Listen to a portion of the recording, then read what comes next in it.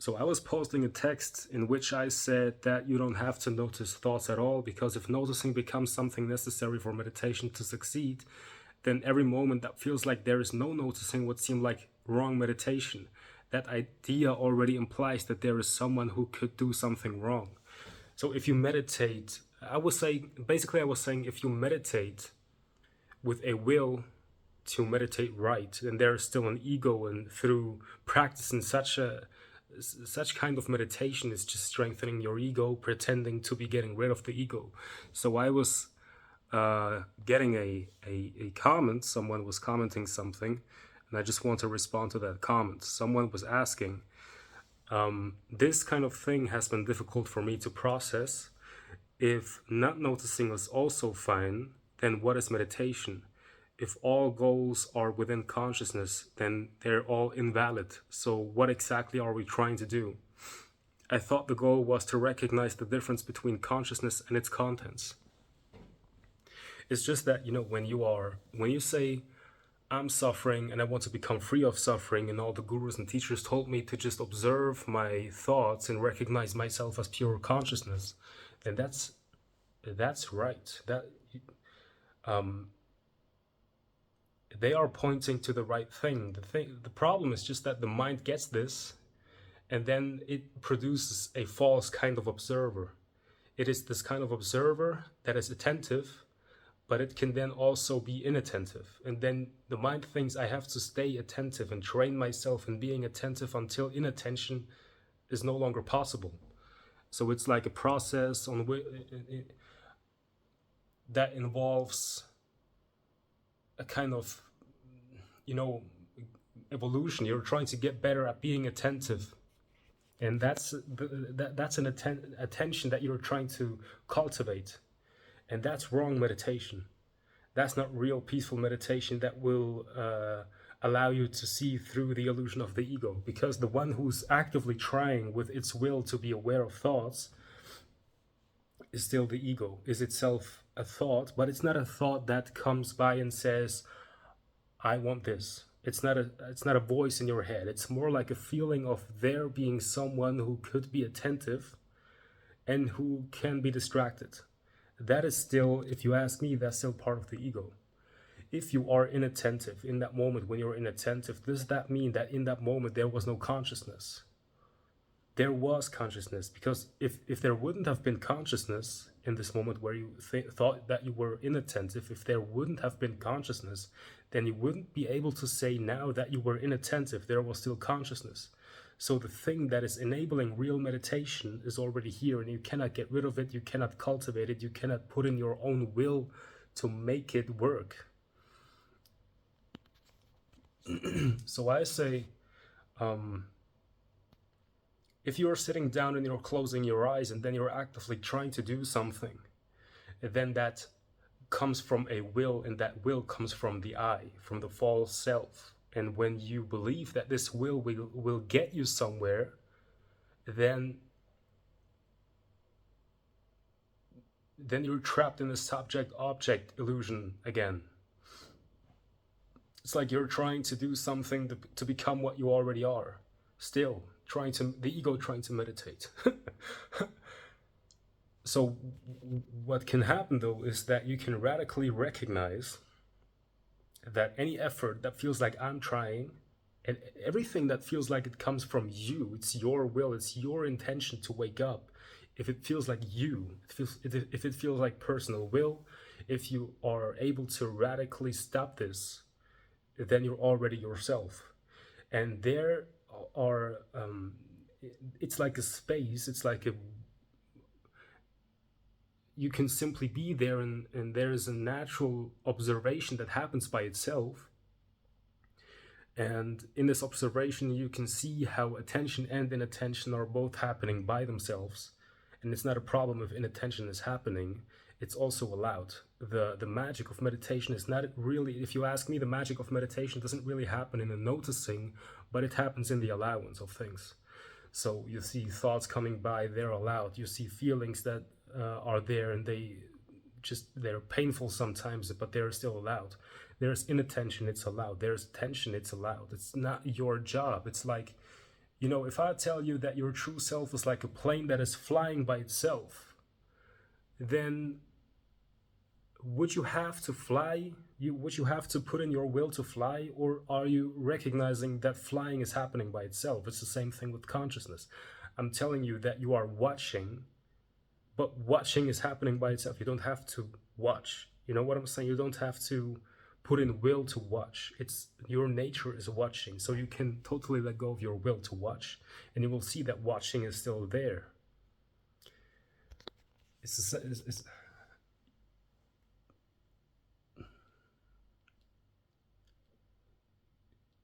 you want to recognize that watching isn't something that you can cultivate or get rid of.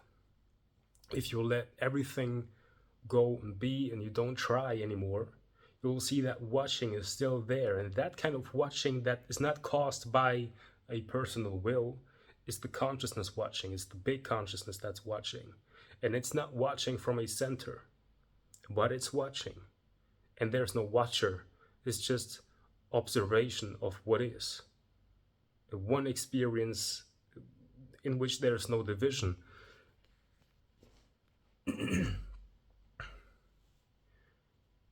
So, if not noticing is also fine, then what is meditation, you're asking?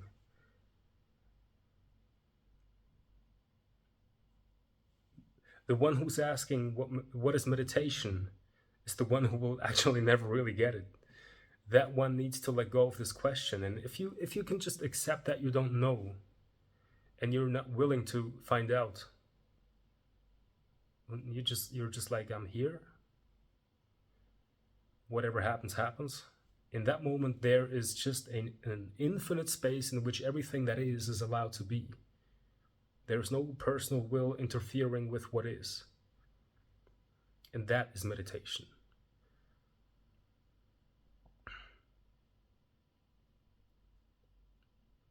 It cannot be practiced. If there is personal will in meditation, then that's not meditation. So I hope I can kind of explain this in a way that it's graspable for you. You basically you sit down, all right, and you can close your eyes and don't do anything. And that the absence of doing is not a doing. It's you will note as you are sitting down and you're not doing anything, you're not even trying to put in effort. This kind of tension that you have when you try to meditate. There's kind of a tension. Something feels like I need to watch my thoughts. I need to watch my feelings. And then there's also like a feeling of if I can just keep observing, then at some point all the suffering will just go away and the only thing that will remain is me. But it's actually the other way around. You allow everything to be and the only thing that disappears is the me, the watcher, the one that feels like it's watching from a center. The one who thinks that it has the mission to watch, to observe, the thing that feels like it's behind your eyes and in between your ears, and it's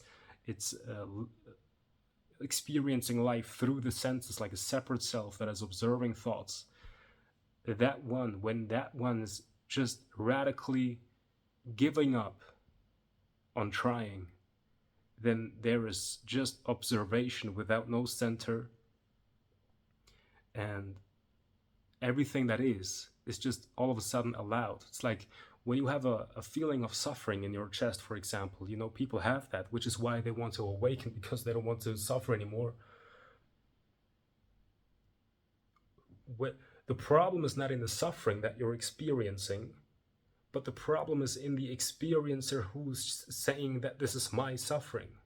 When there is no when there's no identification with this pain anymore, then that suffering doesn't belong to you, but it's simply belonging to life. So it's life's responsibility to get rid of that suffering. You actually let it go.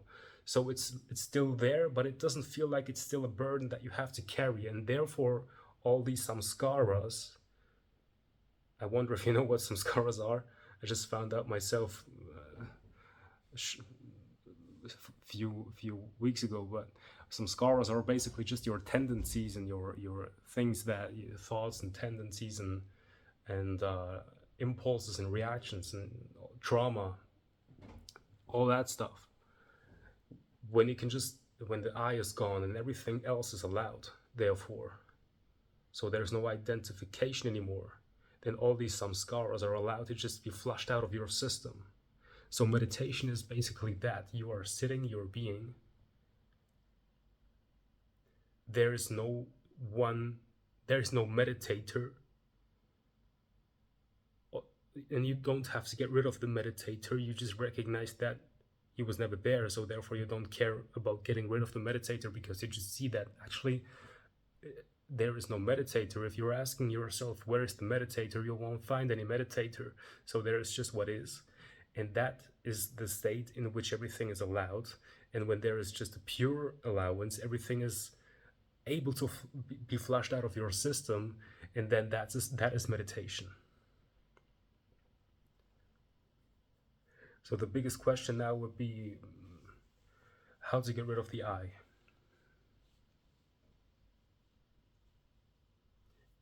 And you see that cannot be answered, because this question implies that there's an I that one could get rid of.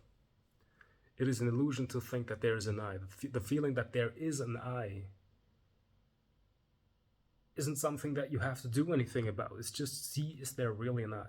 Seeing, not understanding intellectually if there is or isn't an I, but seeing, is there really an I, or is there just an open space in which things are happening?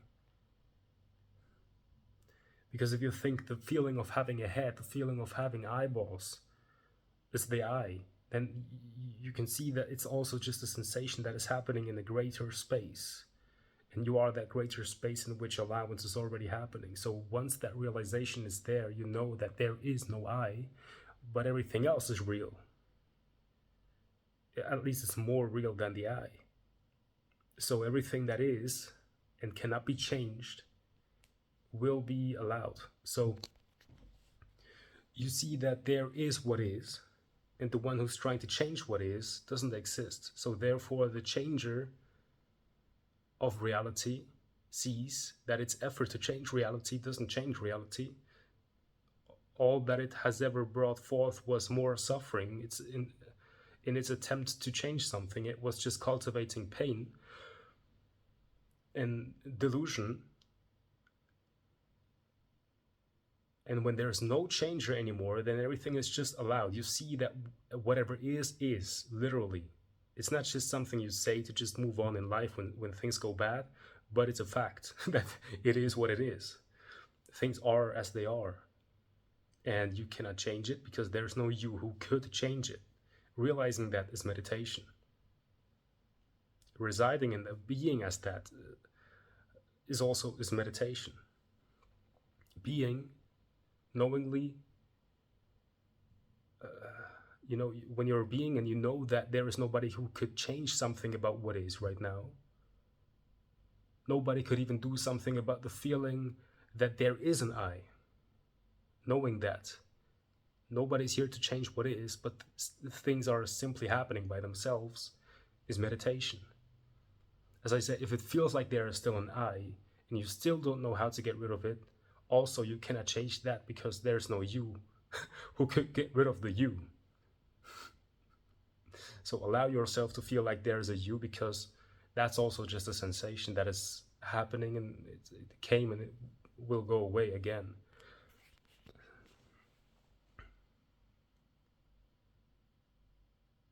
And if you notice that your mind is trying to practice meditation, also allow that. See it. Seeing is allowing. Not the personal seer, but even if there is seemingly a personal seer, see that you cannot change anything about it. And in that radical surrender, understanding that you cannot do anything about it, you'll see that things are as they are. And all of a sudden the burden to carry anything, to think that it's your responsibility to wake up, will just fall off, and you will be in the middle of peace. So I hope that helped.